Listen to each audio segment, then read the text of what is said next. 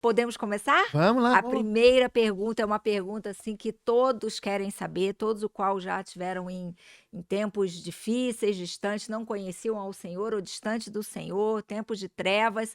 Depois há um encontro com o Senhor, uma liberdade e fica sempre aquela dúvida: como sair do cativeiro? Já fiz as confissões, já fiz as renúncias, desligamento de alianças, mas nada mudou e não estou mais vivendo em pecado. Essa é uma dúvida muito, muito relevante em muitas pessoas. Na verdade, você já saiu do cativeiro. Eu vou explicar. Quando você dá um passo para Jesus, imagina que você está vivendo uma vida toda estragada, toda quebrada, de desobediência. Aí você está naquela terra arrasada. Quando a pessoa entrega a vida a Jesus, ele sai do cativeiro, mas o que ele tem que fazer com aquela terra? Ele tem que preparar de novo, afofar a terra, semear, adubar a terra, regar a terra. Aí a terra vai começar a produzir, vai começar a crescer e aí vai começar a dar fruto. A gente vive num mundo em que as pessoas são imediatistas. A pessoa quer tudo na hora. Mandei uma mensagem, você quer que responda na hora, você quer que o mundo gire em volta de você com velocidade. As pessoas nem param mais para. É o tempo do fast food. Você vai, você não senta nem mais para comer, você pega o lanche no drive-thru e vai comendo, vai andando, vai É. comendo, vai dirigindo, vai comendo. No mundo espiritual existe uma resposta que é dada, ela é derramada pelo Senhor. Existem sim respostas imediatas, mas normalmente o que você está percebendo é o quê? É que está demorando demais. Você andou muito tempo, você se tornou um Thomas em pecado, É. você andou muito tempo devastando a vida, só que agora você vai reconstruir. As coisas já estão mudando, é você que não está percebendo. Sim, e também tem todo um contexto de mudança, tem que mudar muitas vezes muita coisa que tem em volta. Aqui, nessa pergunta diz: já fiz as confissões que Uhum. você, Pastor Lobo, nos ensina em todos os materiais, cursos dele, ele nos ensina a fazer a Isso aqui é muito bom. confissão, ele nos ensina a fazer as orações de quebra, de desligamento e muitas de renúncias, e Isso isso a aí. gente vai fazendo. Mas existem também algumas coisas que a gente tem que mudar, e isso é uma decisão nossa, são escolhas nossas e que vai fazer a diferença, como os lugares aonde a gente vai estar, as pessoas, os amigos, os relacionamentos, tudo isso muda muito. A Bíblia pode até dizer lá, não ter assim, deixe de falar com A, com B ou com C, não é isso. Mas você precisa ter um tempo de você mudar, de você viver uma nova vida, uma nova roupagem, e aí você começar a ver as coisas acontecerem. Vou dar um exemplo nosso aqui, que é bom que todo mundo está ouvindo. Por exemplo, nós fomos um período, bem no início da nosso casamento, que a gente foi muito desobediente ao Senhor financeiramente.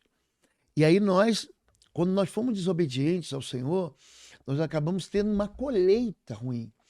Então, quando você resolveu obedecer, ser fiel, você também tem que consertar aquilo que você fez de errado. Você tem que pagar contas. Então, muita gente quer uma resposta imediata, tipo assim, não, eu agora esse mês, eu estou sendo honesto com o Senhor, Uhum. eu quero uma janela aberta agora para resolver o problema que eu destruí em 5 anos. Então, veja bem, casamento é restaurado com o tempo, relacionamento que é quebrado é restaurado com o tempo, finanças são restauradas com o tempo, a vida ministerial, gente, vamos combinar aqui, Moisés demorou quanto tempo para restaurar a vida dele? Quanto tempo que Davi demorou para restaurar a vida dele? Sim. Então, muita gente quer pressa. Deus quer intimidade. Deus vai te chamar para perto, vem cá, eu vou cuidar de você. É como um Deus já plantio, te. né? Como plantio e colheita, Plantio e exatamente. colheita. Você já saiu do cativeiro, calma que a tua bênção vai chegar. Passa tanto tempo plantando sementes estragadas, podres, e aí de repente muda, acha que vai nascer da noite para o dia uma árvore, uma planta, dar um fruto maravilhoso. Não é assim, é todo um processo, limpar o território, limpar o solo. Nós mulheres, nós estamos trabalhando esse tempo. Tempo de frutificar, de crescer, de enraizar sementes boas.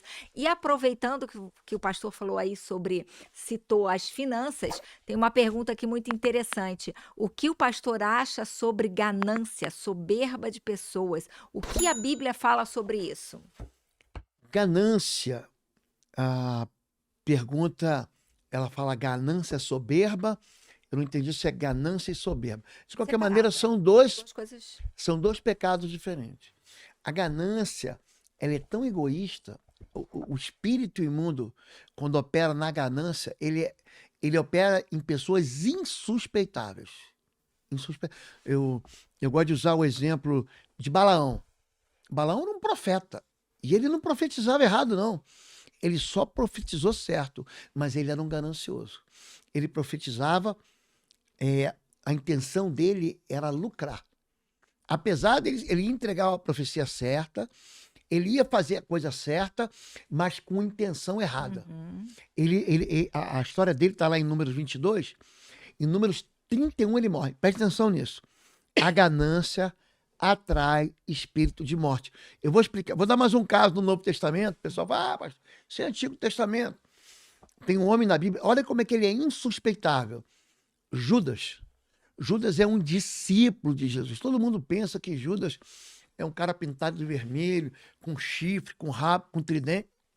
Judas é um discípulo que senta à mesa, que está no barco com Jesus, que caminha com Jesus, que vive com Jesus. Ele senta para celebrar a última ceia. E ele tá traindo o Senhor por algumas moedas de prata. A ganância atrai o espírito de morte. Agora, a soberba tem uma maneira de você... Qual é a maneira de você vencer a ganância? É a generosidade. Coisa mais bem-aventurada é dar do que receber. Mas o coração egoísta do homem fala assim, dá você. O meu eu quero para mim, eu quero o meu, eu quero o teu, eu quero de todo. A ganância é o desejo obsessivo por ter e ter. Como é que você despreza o espírito de ganância? É um espírito de mamon. Como? Dando. Quando o apóstolo Paulo convida a gente, falamos de semeadura, quem semeia muito, colhe muito. Agora, a soberba, ela tem um sentido diferente. A soberba foi o pecado do diabo. Você quer definir o pecado? Satanás era um anjo, tá? O nome dele era Lúcifer, portador de luz. Ele ficava na presença de Deus, Deus é luz, e ele brilhava. Mas ele não tinha brilho nenhum. É mais ou menos como o sol e a lua. O sol brilha, né? O sol tem luz própria. A lua não tem. A lua, se não tiver o sol, ela apaga. Apaga mesmo. Escura. Ela não tem luz. Lúcifer, ele se orgulhou. A soberba entrou no coração dele, porque ele era um cara bom demais. Ele era um anjo bom demais, gente. Perfeito. A Bíblia diz que ele era perfeito em seus caminhos até que se achou iniquidade. Então, se você ler Ezequiel, capítulo 28, verso 14 em diante, tem a história de Satanás ali. A queda dele é por causa do orgulho. Então, a soberba faz a pessoa desmoronar. Precede É isso. ruína, né? É. E é por isso que nós temos que realmente pedir ao Espírito Santo que sonde o nosso coração, que nos faça conhecer o que verdadeiramente há, porque enganoso é o coração do homem, por isso que o Espírito Santo que tem que nos direcionar. Mas é uma pergunta muito boa. Muito boa. Pastor, aproveitando essa pergunta de finanças, qual curso, tem algum curso especificamente que trabalha sobre finanças ou livro, material do senhor, poderia indicar? Tem 3 cursos, tá? Que eu trato especificamente disso dentro de disciplina, né? Dentro de capítulos. O Sangue nos Umbrais, eu tenho um capítulo específico desse livro aqui que eu falo sobre libertação financeira, e o Guerra Espiritual, eu tenho um capítulo específico sobre libertação financeira, e o Intercessão em Chamas são as orações, né? Pastor, me manda uma oração e tal. Então, são esses 3 livros. E eles têm também os cursos. Exatamente. Que também está no curso da plataforma online, curso.pastor.com. É isso que eu indico. Pastor, o que fazer em casos onde há derramamento de sangue? Olha, que pergunta boa, né? Sim. O derramamento de sangue, ele provoca ele atrai uma repetição de desgraças. O derramamento de sangue, eu vou dar alguns exemplos bíblicos e eu vou dar alguns exemplos de pessoas, Situações, né? Você vive. Esses dias eu atendi uma pessoa no gabinete, que ela fez pacto, olha só, uma pessoa muito jovem que queria alcançar uma posição de destaque numa área. ela foi pedir ajuda no ocultismo e o ocultista, né, Aquela aquele, entidade aquela maligna. entidade pediu para ela pegar o sangue da primeira menstruação dela. Olha que coisa. Ela falou assim: quando você derramar o teu sangue, pela primeira vez ela entendeu a menstruação, você vai trazer esse sangue aqui, molhado, você vai pegar uma, uma peça sua, você vai Opa, trazer ele molhado aqui e vou trazer para você. Gente, essa pessoa, depois desse pacto, ela deu assim uma subida. Ela pensou que a vida dela decolar. ia decolar. Gente, ela caiu numa desgraça. Ela só percebeu isso quando a vida dela, assim, ela perdeu tudo. Então você vai ver que o sangue é uma maneira de você fazer pactos no mundo espiritual. E tem gente que manda matar animal, manda matar galinha, manda matar bode, manda matar é bicho mesmo, cachorro, gato preto. Tem gente que faz derramamento de sangue se automutilando, são as automutilações, que são Tá assim, muito comum, inclusive, muito comum em atualmente. adolescente, na barriga, onde está escondido. Existe o sangue derramado de abortos, existe o sangue derramado de assassinato. Animais, né? Animais, então. Eu Consagração falei de aqui. animais. Então, gente, o sangue, quando ele é inocente, é diferente de você matar na guerra. Você repara que Davi, ele matou na guerra, ele matou Golias. E Deus nunca falou nada. Mas quando ele mata, ele manda matar o vizinho para encobrir o pecado dele, mata Urias. Ali a morte vem com tanta força contra ele que ele perde 4 filhos de uma vez. Ele perde o governo, ele perde a direção, ele Essa é a perde o tensão, trono, né? ele perde. Gente, é um vexame aquilo ali.